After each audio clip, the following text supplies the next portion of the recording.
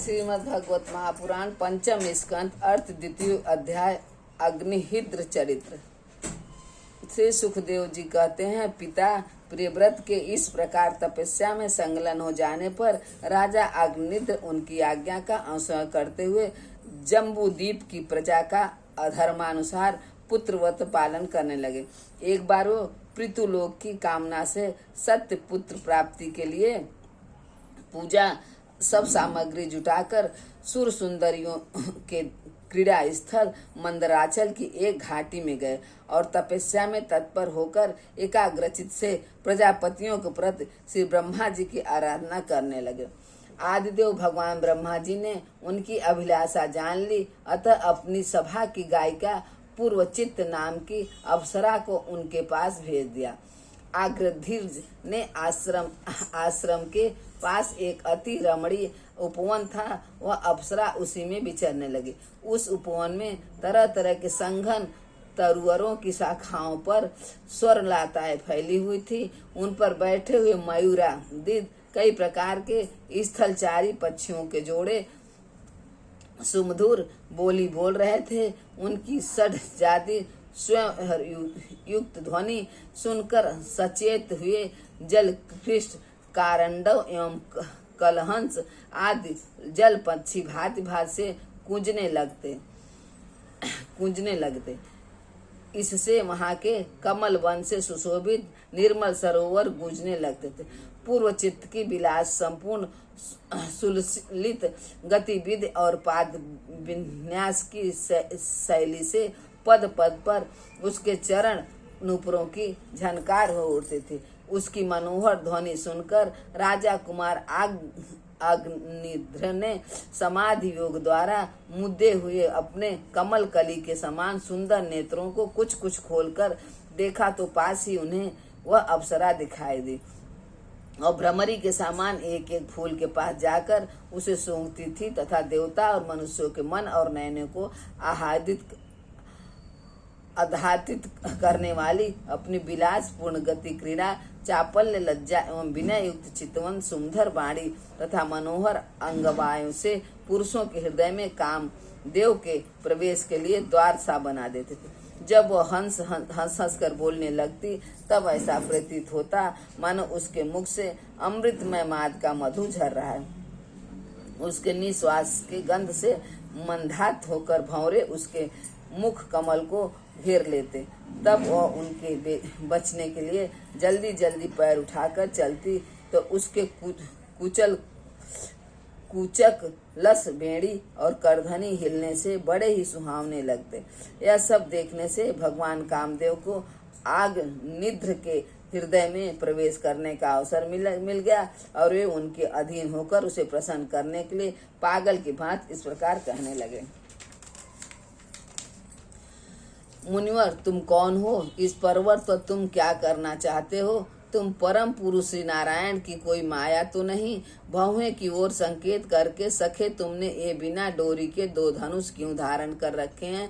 क्या इनसे तुम्हारा कोई अपना प्रयोजन है अथवा इस संसार रण में मुझ जैसे मतवाले मृगों का शिकार करना चाहते हो? कटाक्षों को लक्ष्य करके तुम्हारे ये दो बाण तो बड़े सुंदर और पेन हैं। अहो, इसके कमल दल के पंख हैं, देखने में बड़े शांत हैं और भी पंखहीन यहाँ वन में विचरते हुए तुम इन्हें किस पर छोड़ना चाहते हो? यहाँ तुम्हारा कोई अपना सामना करने वाला नहीं दिखाई देता। तुम्हारा यह पराक्रम हम जैसे जड़ बुद्धियों के लिए कल्याणकारी हो।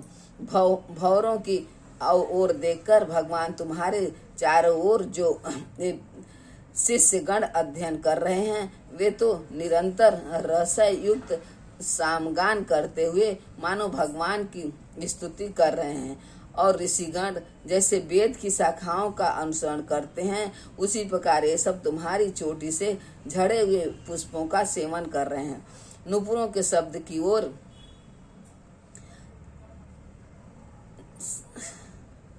संकेत करके ब्रह्मांड तुम्हारे चरण रूप पिंजरों में जो तीतर बंद है उनका शब्द तो सुनाई देता है, परंतु रूप देखने में ही अतः करधनी हित पीली फाड़ी में अंग की कांति उत्प्रेक्षा कर तुम्हारे स्तंभों पर यह कदम कुसुमों की सियाभा कहाँ से आ गई।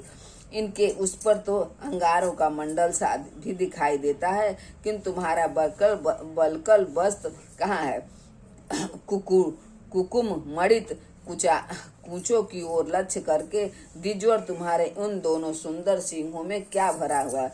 अवश्य ही इनमें बड़े अमूल्य रत्न हैं, जिससे तो तुम्हारा मध्य भाग इतना क्रुश होने पर भी तुम इनका बोझ ढो रहे हो। यहाँ जाकर तो मेरी दृष्टि भी मानो अटक गई है, और सुगम इन सिंगों पर तुमने यह लाल लाल लेप सा क्या लगा रखा है। इसकी गंध से तो मेरा सारा आश्रम महक उठा है।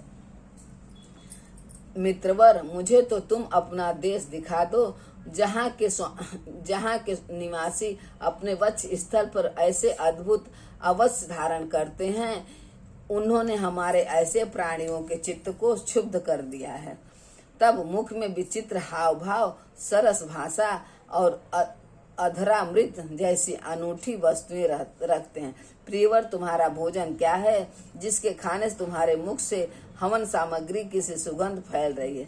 मालूम होता है तुम कोई विष्णु भगवान की कला ही हो, इसलिए तुम्हारे कानों में कभी पालक न मारने वाले मकर के आकार के जो कुंडल हैं। तुम्हारा मुख एक सुंदर सरोवर के समान है, उसमें तुम्हारे चंचल नेत्र भय से कांपती हुई दो मछलियों के समान, दंत पत्ती हंसों के समान और घुंघराली अलकावली भंवरों के समान शोभामयान है। तुम जब अपने कर कमलों से थपकी मारकर इस गेंद को उछालते हुए, तब यह दिशा विदिशाओं में जाती हुई मेरे नेत्रों को तो चंचल कर ही देती है, साथ साथ मेरे मन में भी खलबली पैदा कर देती है। तुम्हारा बांका जटाजुट खुल गया है, तुम इसे संभालते नहीं। और यह धूर्त वायु कैसा दुष्ट है, जो बार बार तुम्हारे नींव वस्त्र को उड़ा देता है। तपोवन तपस्वियों के तप को भ्रष्ट करने वाला यह अनुपम रूप तुमने किस तप के प्रभाव से पाया है। मित्र, आओ कुछ दिन मेरे साथ रहकर तपस्या करो, अथवा कहीं विश्व विस्तार की इच्छा से ब्रह्मा जी ने ही तो मुझ पर कृपा नहीं की है। सचमुच तुम ब्रह्मा जी की प्यारी देन हो। अब मैं तुम्हें नहीं छोड़ सकता। तुम में तो मेरे मन और नयन ऐसे उलझ गए हैं कि अन्यत्र जाना ही नहीं चाहते। सुंदर सिंहों वाली तुम्हारा जहाँ मन हो, मुझे भी वहीं ले चलो। मैं तो तुम्हारा अनुचर हूँ, और तुम्हारी ये मंगलमयी सखियां भी हमारे ही साथ रहें। श्री सुखदेव जी कहते हैं, राजन आग्रनिद्र देवताओं के समान बुद्धिमान और स्त्रियों को प्रसन्न करने में बड़े कुशल थे। उन्होंने इसी प्रकार की रति चातुर्यमयी मीठी मीठी बातों से उस अप्सरा को प्रसन्न कर लिया। वीर समाज में अग्रगण आग्रनिध की बुद्धि, शील रूप अवस्था लक्ष्मी और उदारता के आकर्षित होकर वह उन जम्बूद्वीप पाधिपति के साथ कई हजार वर्षों तक पृथ्वी और स्वर्ग के भोग भोगती रहे। तदंतर नुपुर और आग्रनिधि ने उसके गर्भ से नाभि किम्भु पुरुष, हरिवर्ष, इलावृत, रम्यक, हिरण्मध्य, कुरु, भद्राश्व और केतुमाल नाम के 9 पुत्र उत्पन्न किए। इस प्रकार 9 वर्ष में प्रतिवर्ष एक के एक क्रमशः 9 पुत्र उत्पन्न हुए। पूर्व चित्त उन्हें राजभवन में ही छोड़कर फिर ब्रह्मा जी की सेवा में उपस्थित हो गई। आग्निद्र के पुत्र माता के अनुग्रह से स्वभाव से ही सुडोल और सबल शरीर वाले थे। अग्निद्र के जम्बूद्वीप के विभाग करके उन्हीं के समान नाम वाले 9 वर्ष भूखंड बनाए और उन्हें एक एक पुत्र को सौंप दिया। तब वे सब अपने अपने वर्ष का राज्य भोगने लगे। महाराज आग्रनिद्र दिन दिन भोगों को भोगते रहने पर भी उनसे अप्तुत ही रहे। वे उस अप्सरा को ही परम पुरुषार्थ समझते थे, इसलिए उन्होंने वैदिक कर्मों के द्वारा उसी लोक को प्राप्त किया जहाँ पितुगण अपने सुकृतों के अनुसार तरह तरह भोगों में मस्त रहते हैं। पिता के परलोक सिधारने पर नाभि आदि 9 भाइयों ने मेरू की मेरू देवी प्रतिरूपा उग्र, दंती, लता, रम्या, सम्या, नारी, भद्रा और देवदीति नाम की 9 कन्याओं से विवाह किया। इति श्रीमद्भगवत महापुराण पारमहंसा संहिता पंचम स्कंदे आग्रिवर्धवर नाम 2 अध्याय समाप्त। हरे राम राम राम हरे हरे।